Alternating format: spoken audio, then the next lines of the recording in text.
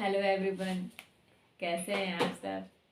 कैसी हैं मेरी सभी सखियां और मेरी सहेलियां। मैं ठीक नहीं हूँ, मेरी थोड़ी तबीयत नहीं सही है।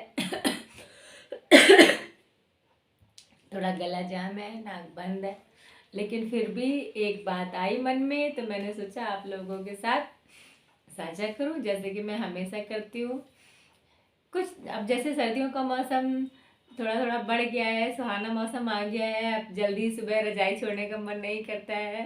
ठीक है, तो इसी बात पर आधारित है मेरा आज का विचार। जैसे मेरा बेटा आरव, अब उसका भी सुबह जल्दी उठने का मन नहीं करता है, लेकिन मुझे उसे सुबह 5:30 तक जगाना ही होता है, क्योंकि 7 o'clock पर उसकी वैन आ जाती है।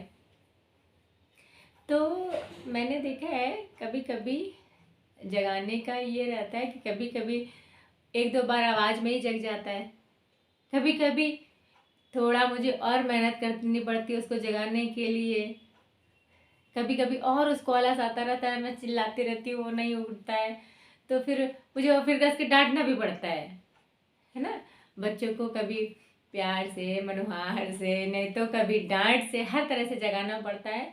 तो इस बात से एक मेरे मन में एक ये विचार आया कि ऐसे ही तो ये प्रकृति, ये नेचर हमें जगाती है हमारे बेहोशी की नींद से।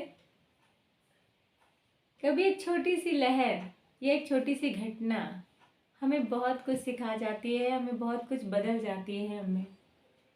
लेकिन कभी कभी जब हम अपनी बेहोशी की नींद से नहीं जागते हैं, जैसे कि आरव मेरे एक बार प्यार से कहने से नहीं जागता है, तो फिर मैं उसे कस के डांटती हूँ, तब भी नहीं जागता है कभी कभी, तो थोड़े से पानी की छींटे डाल देती हूँ तो उठ जाता है। यही ऐसे ही हमारी जो ये प्रकृति, जो माँ है, ये नेचर है, वो तरह तरह के हमारे साथ हमें जगाने के लिए, हमें समझाने के लिए, हमें जीवन में आगे बढ़ाने के लिए तरह तरह की परिस्थितियाँ लाती है। कभी हम एक छोटी सी घटना से बहुत कुछ सीख जाते हैं, और कभी कभी हमें कुछ सबक सिखाने के लिए, हमें जीवन का एक कठिन पाठ पढ़ाने के लिए ये प्रकृति, ये नेचर हमारे सामने ऐसी घटनाएं लेके आता है, हमारे सामने ऐसी परिस्थितियां लेके आता है कि हम फिर उसके सामने नतमस्तक हो जाते हैं। हमारे सामने और कोई रास्ता होता ही नहीं है, हमें तो सबक फिर लेना ही होता है। कहते हैं ना, अगर एक जो लहरें होती हैं, समुद्र की लहरें एक सबक की तरह आती हैं हमारे जीवन में, आई हुई हर कठिनाई एक सबक लेकर आती है। अगर हम छोटी छोटी कठिनाइयों से नहीं सीखते हैं तो फिर एक भयंकर तूफान लेकर अपने में, तो तूफान समेटे हुए एक ऐसी लहर आती है कि हमें पूरे तरह से बिखेर के चली जाती है। तो इससे पहले कि जो माँ नेचर है, ये ब्रह्मांड है, ये ब्रह्मांडीय शक्तियाँ हैं, हमें प्यार दुलार से समझा रही हैं, कुछ अच्छे लेसन सिखा रही हैं, तो हम उन्हें सीख जाएं। ऐसा ना हो कि माँ को एक सख्त रूप अपनाना पड़े, उसे कुछ ऐसा कदम उठाना पड़े आपको सही करने के लिए, आपको सही राह में लाने के लिए, कि फिर आपको कष्ट हो, है ना। अब मुझे आप लोग समझ पा रहे होंगे ना मैं क्या कह रही हूँ। एक छोटी सी घटना थी, देखिए, बच्चे को जगाने का एक जो, अब माँ हूँ, उसके बेहतर भविष्य के लिए, उसके स्कूल के टाइमिंग के लिए मुझे उसको जगाना भी है ना, उसको उसके बेहतर भविष्य के लिए, उसको कुछ अच्छा सिखाने के लिए। तो थोड़ा कभी कभी सख्त भी होते हैं, कभी कभी नर्म भी होते हैं। तो वैसे ही जब तरह तरह की परिस्थितियाँ आती हैं ना, तो निराश मत होइए, ये सोचिए बेटे की तरह कि अरे मम्मा है तो मेरे अच्छे भविष्य के लिए ही मुझे जगा रही है। ठीक है, हमें बात जैसे अभी ना, अभी यारा को नहीं समझ में आ रही होगी, अभी बच्चे को नहीं समझ में आ रही होगी, लेकिन अब हम तो इस उम्र में समझ रहे हैं ना कि जब हम छोटे थे तो हमारी माँ क्यों हमें जगाती थी समय पे, क्यों तरह तरह की हमें डांट पड़ती थी। तो ऐसे ही अब हमें ये समझ अपने अंदर डेवलप जरूर कर लेनी चाहिए कि अगर कोई ऐसा कठिन इम्तिहान ये प्रकृति हमारे लिए, ये ब्रह्मांड हमारे लिए लाता है, तो कहीं ना कहीं कोई सबक है, कहीं ना कहीं हमारे जीवन को बेहतर बनाने की चाह है।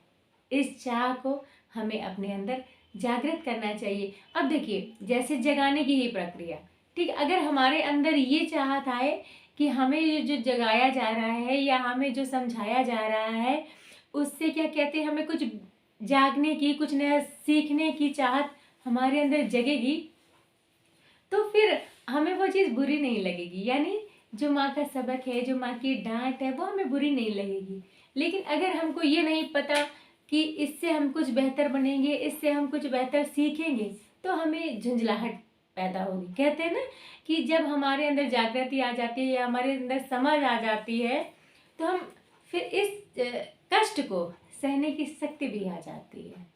कोई ज्ञान किसी दुख को सिर्फ इसलिए कम कर पाता है क्योंकि हमें वो ज्ञान ये अनुभव कराता है कि सुख दुख एक ही सिक्के के दो पहलू है ना।